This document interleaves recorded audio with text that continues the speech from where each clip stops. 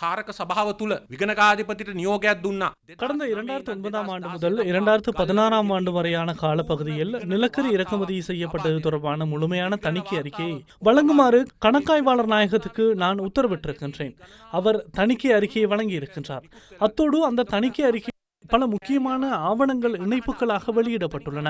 அங்கொன்றும் இங்கொன்றுமாக நான் தெரிவித்த கருத்துக்களை வெட்டி ஒட்டி கட்டுக்கதைகள் உருவாக்குபவர்களுக்கு முன்னால் அந்த அறிக்கையையும் நாம் பகிரங்கப்படுத்துவோம். பகிரங்கப்படுத்துவது மாத்திரமன்றி என்னால் சமர்ப்பிக்கப்பட்ட அமைச்சரவை பத்திரங்கள், கடிதங்கள் மற்றும் இலங்கை மின்சார சபைக்கும் ஏனையோருக்கும் நான் வழங்கிய உத்தரவுகளும் அதில் இருக்கின்றன. எனவே அந்த தரப்பினர் என்ன கூறினாலும் கணக்காய்வாளர் நாயகம் இது தொடர்பில் விசாரணைகளை நடத்தியுள்ளது.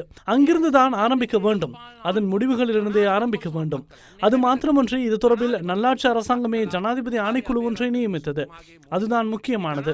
நீதியரசர் உபாலி அபேரத்ன தலைமையில் அந்த ஜனாதிபதி ஆணைக்குழு நியமிக்கப்பட்டது.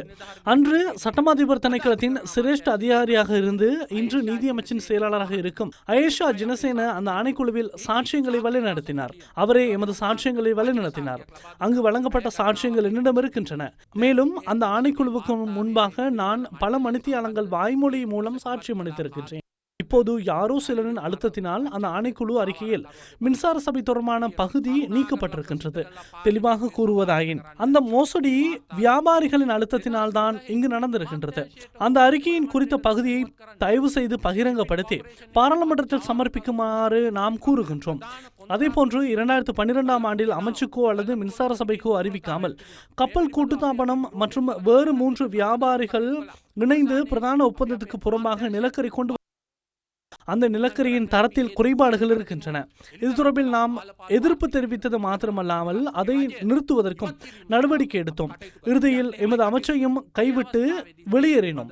வெளியேறியது மாத்திரமன்றி ஆலபாலோ ஆர்த்திகேட்ட என்ற நூலினூடாக இந்த கொடுக்கல் வாங்கல்களை அம்பலப்படுத்தி அந்த அரசாங்கத்தை அகற்றுவதற்கு நாம் பாடுபட்டோம். நாம் அவ்வாறு செயற்பட்டோம். அந்த சந்தர்ப்பத்தில் இது தொடர்பில் போலீஸ் விசேட விசாரணை பிரிவினரால் விசாரணைகள் நடத்தப்பட்டிருந்தமை நினைவிருக்கின்றது. நான் சென்று தயவு செய்து அதை பகிரங்கப்படுத்துங்கள். அதே போன்று 2013 ஆண்டு முதல் இழுபறியில் இருந்த விலைமனு 2015 ஆண்டின் பிற்பகுதியில் வழங்கப்பட்டது. அந்த விலைமனுவை வழங்க வேண்டாம் என ஜனாதிபதி மைத்ரிபால சிறிசேனவுக்கு நான் கடிதம் எழுதினேன். ஏனெனில் ஜூன் மாதம் 26 முதல் பாராளுமன்றம் கலைக்கப்பட்டிருந்தது. அது தொடர்பாக மக்கள் விடுதலை முன்னணி லஞ்ச ஊழல் ஆணைக்குழுவில் முறைப்பாடு செய்தது. ஆனால் சாட்சியம் அளிக்க யாரும் வரவில்லை. நானே சென்று சாட்சியம் அளித்தேன். தற்போது லஞ்ச ஊழல் ஆணைக்குழுவினரால் செயல்பாட்டை மீண்டும் விசாரணைக்கு கொண்டு வர முடியும். எனவே இவை எதையும் செய்யவில்லை என்றும் நாமே தற்போது தேடுகின்றோம் என்றும் கூற முடியாது. இவை ஏற்கனவே முன்னெடுக்கப்பட்டுள்ளன. தயவு செய்து இங்கிருந்து ஆரம்பியுங்கள். அதே போன்று 2022-23 ஆண்டு கால பகுதியில் நாட்டில் பாரிய பொருளாதார நெருக்கடி நிலவிய போது நிலக்கரி எரிபொருள் கையிருப்புகளை கொண்டு வருவது தொடர்பில் பாராளுமன்ற குழுக்களில் கேள்விகள் எழுந்தன. கணக்காய்வாளர் நாயகம் இது தொடர்பில் அறிக்கைகளை சமர்ப்பித்துள்ளார். இவை அனைத்தும் ஆவணப்படுத்தப்பட்டுள்ளன. எனவே கடந்த காலத்தில் எதுவும் நடக்கவில்லை என கட்டுக்கதைகளை உருவாக்கி சேர் பூசுபவர்களுக்கு நாம் கூறுகின்றோம். எதிர்வரும் காலத்தில் அந்த சேற்றை கழுவப் போவதில்லை. மாறாக அந்த சேர் பூசுபவர்களின் நிர்வாணத்தை அம்பலப்படுத்த போகின்றோம். இது தொடர்பான அனைத்து விடயங்களையும் 2009 ஆண்டு முதல் இடம்பெற்ற இந்த செயற்பாடுகள், அனைத்து ஆவணங்கள், நான் சமர்ப்பித்துள்ள அமைச்சரவை பத்திரங்கள், ஜனாதிபதிகளுக்கு நான் எழுதிய கடிதங்கள், பகிரங்கமாக நான் வெளியிட்ட அறிக்கைகள், நாம் முன்னெடுத்த போராட்டங்கள் மற்றும் எனது பலவீனம், ஆழமான ஆர்த்திகேட்ட ஆகிய அனைத்து உண்மைகளையும் ஒரு இணையதளம் ஊடாக எதிர்காலத்தில் பொதுமக்களுக்கு அம்பலப்படுத்துவேன். இப்போது அங்கொன்றும் இங்கொன்றுமாக முணுமுணுப்பவர்களுக்கும் சேறு பூசுபவர்களுக்கும் பேர் குறிப்பிடாமல் எம்மை விமர்சிப்பவர்களுக்கும் பதிலளிக்க வேண்டிய நிலைமை ஏற்படும். நாம் மக்களுக்கு பதிலளிப்போம். அதே போன்று தேவைப்படும் நேரத்தில் சட்ட நடவடிக்கை எடுப்போம். எதிர்காலத்தில் இந்த நிலக்கரி திருட்டை மறைப்பதற்காக வேறு விடயங்களை முன்னிலைப்படுத்தும் சில போலீஸ் அதிகாரிகளுக்கும் தண்டனை கோவையின் கீழ் குற்றச்சாட்டுகள் சுமத்தப்படலாம்.